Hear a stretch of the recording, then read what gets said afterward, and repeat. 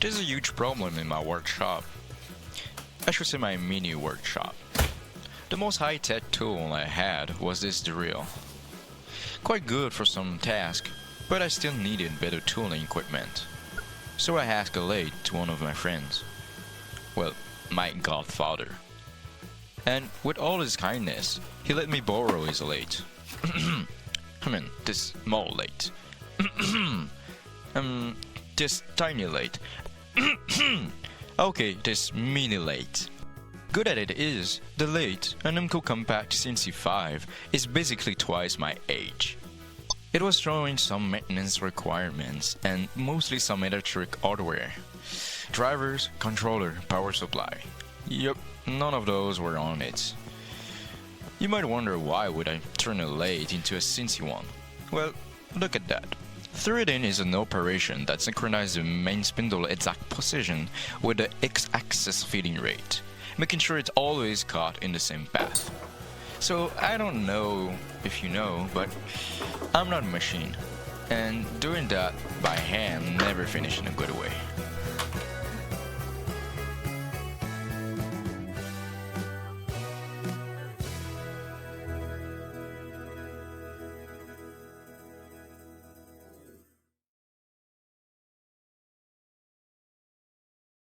For those who might not know how a CNC machine operates, well, rest assured, let me explain it in banana terms. Here's the microcontroller, but let's turn it into a monkey. We ask our monkey to go to 3 banana to the left and 6 up. So the monkey moves there. Well, he doesn't really move since that's a super high monkey and he got wheels to go there. The wheel represent the motor and the drivers. So now if we ask our monkey to go to 7 banana right and 8 banana down, the monkey will make the wheel turns, then move to that point. Et voila. It's pretty much the same for a CNC machine. The computer tells the microcontroller to go to a certain specific place. By consequence, the microcontroller sends pulses to the driver so they can send stronger current for the motor. So yeah, that's basically all for the motion control side. Of course, there's a difference between saying that you can do it and actually making it.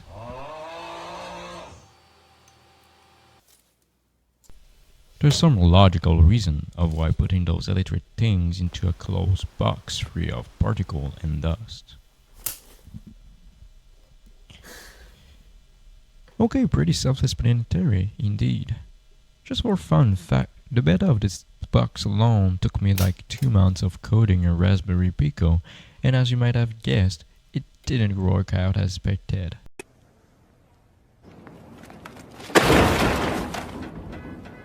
So, all in vain, I believed if I spent $400 into this project, it would certainly works. Well, I hoped.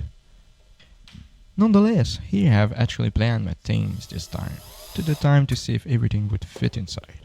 After installing my stepper motor drivers, TB6600 to be specific, it sounds like a drawing names in Star Wars.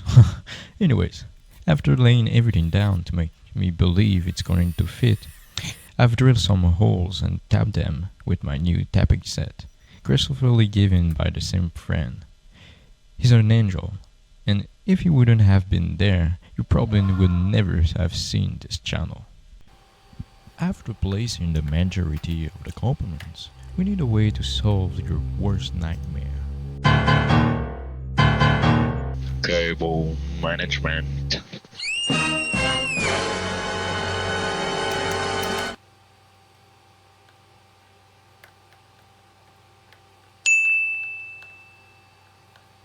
I did what most rational person would do.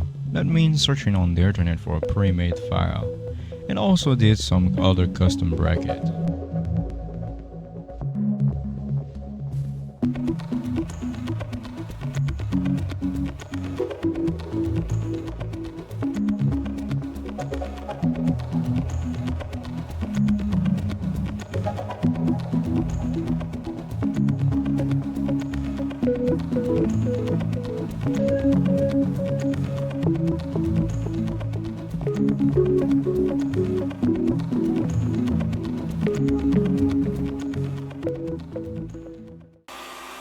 So after making one, it looks gorgeous.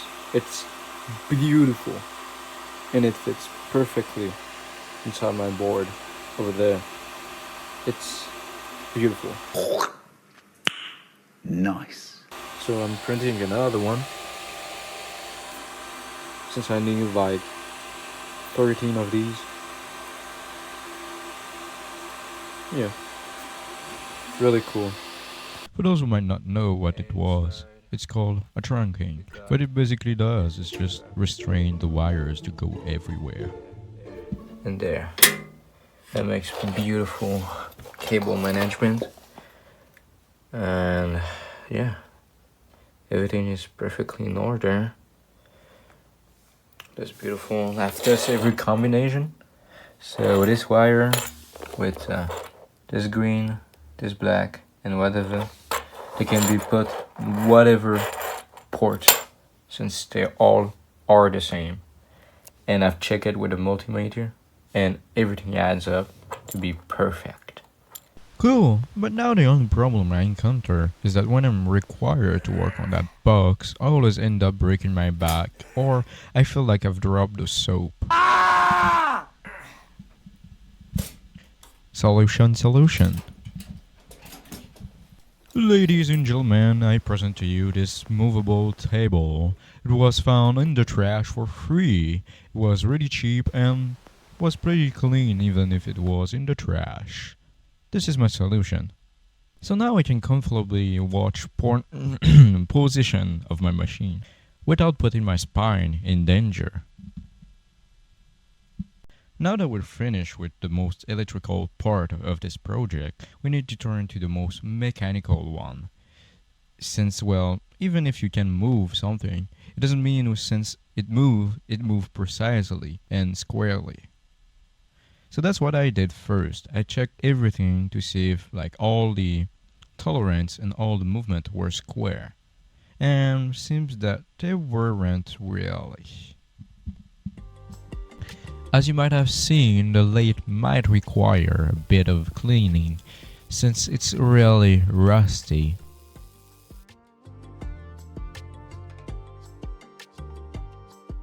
Alright.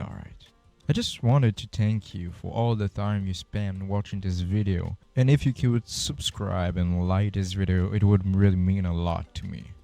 Since after all, if you remember, all this money I spent into these video and all the time I'm putting it's with my own pockets and it's difficult to pay everything. So yeah, it would be really appreciated. Thank you.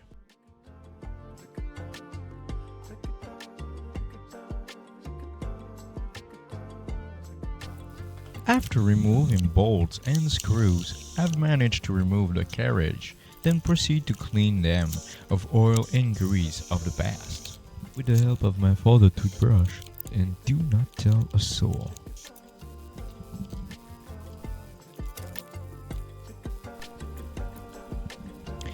The other smaller part I couldn't wash. I soaked them into a bath overnight full of vinegar for its rust removal capacities.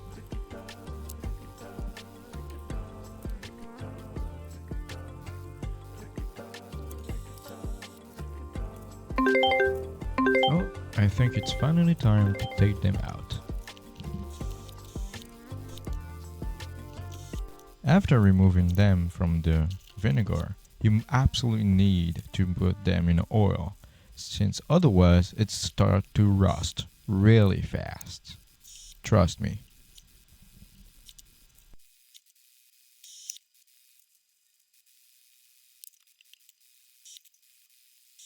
This is clean and rust remove. I can finally assemble it back. Avengers!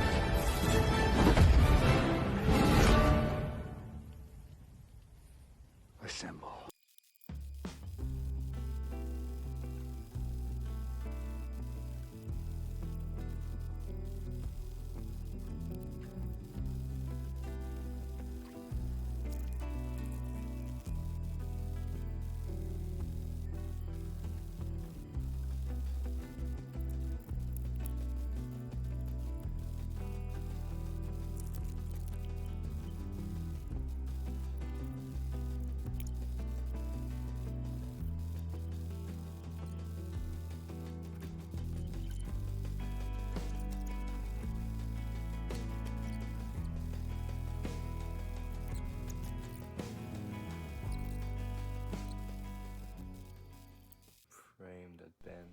Nice.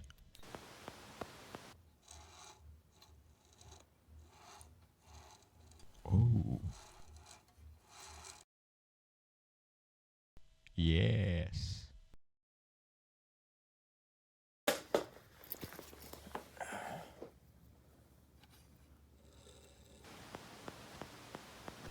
That's what we were looking for.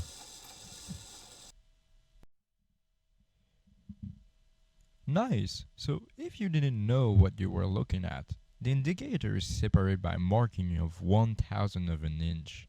And just for pure fun fact, a human hair is about to 2 to 3,000 of an inch. Ooh, that's kind of small. So the play and offset radial is about equal to 1/10 of your hair. That's pretty small.